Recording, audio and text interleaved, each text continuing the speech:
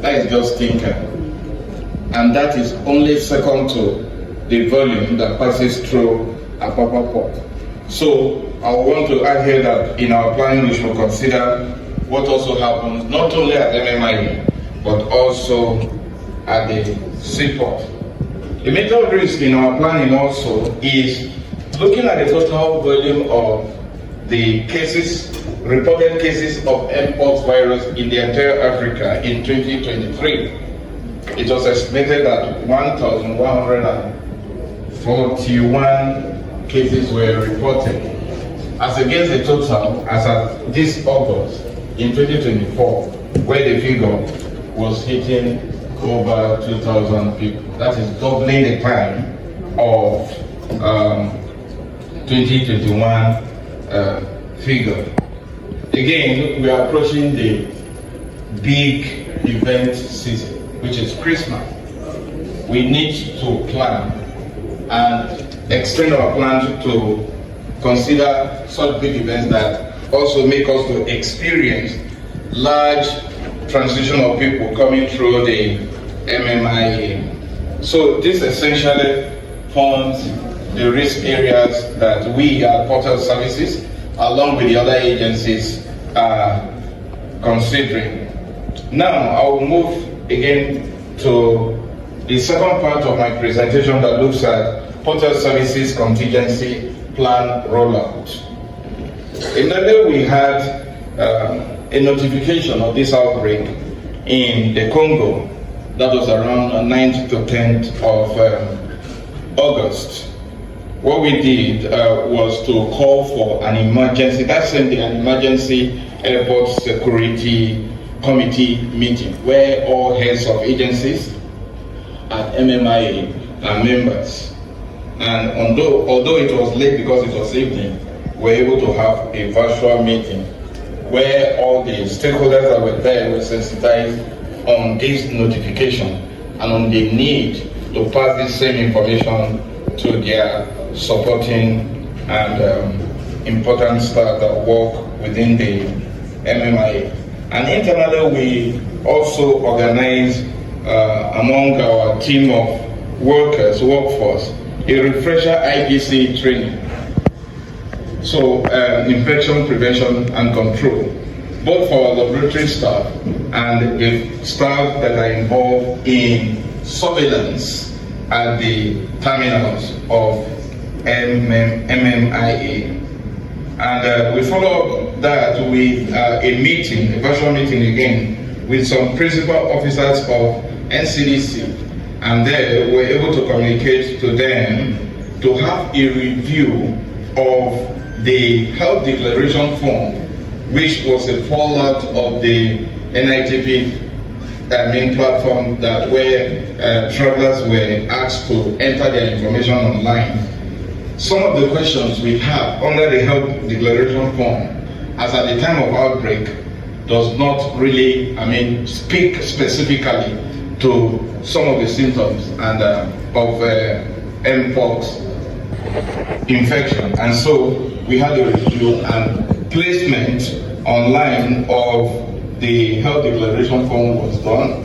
And because the airport, the airline operators were members of the airport security committee meeting, they were also informed that they should pass this same information to all the airlines, and insisting particularly for countries of interest within Africa, travelers coming to Nigeria, they should make it mandatory that all travelers should fill the health declaration form.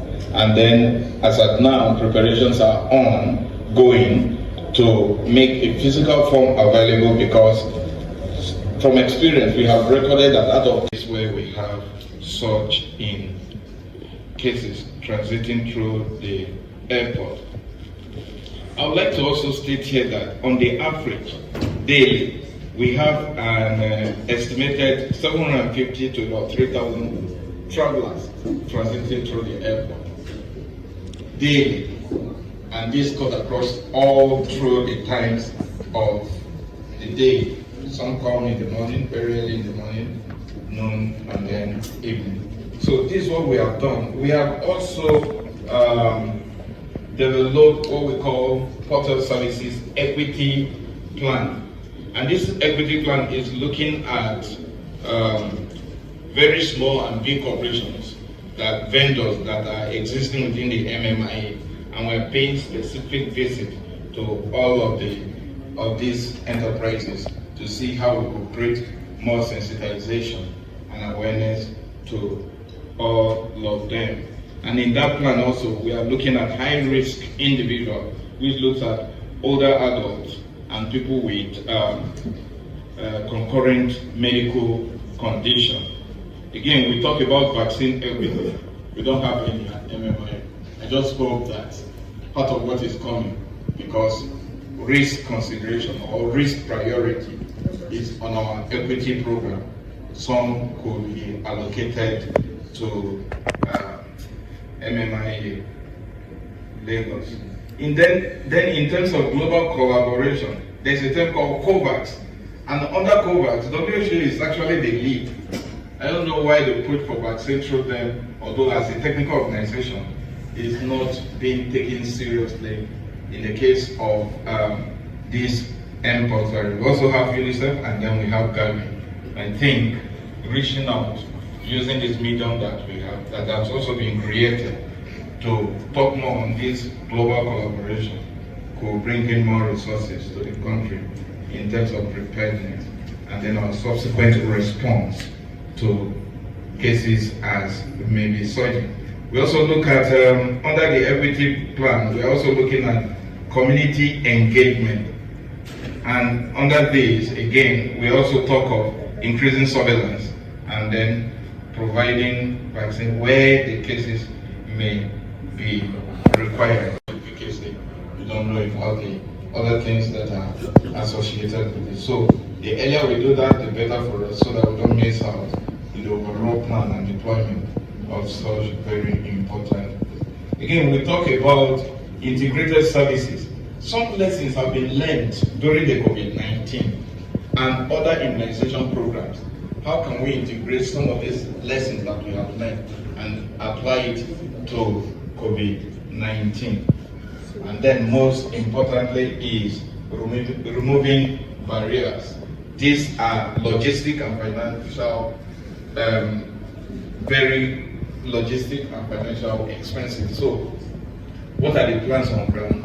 Do we already have a committee on resource mobilization? Because in-house, we're already reaching out to all prospective funders to see how they can bring their resources to bear in the overall control of Mpox virus, and most importantly at the point of entry. Thank you so very much.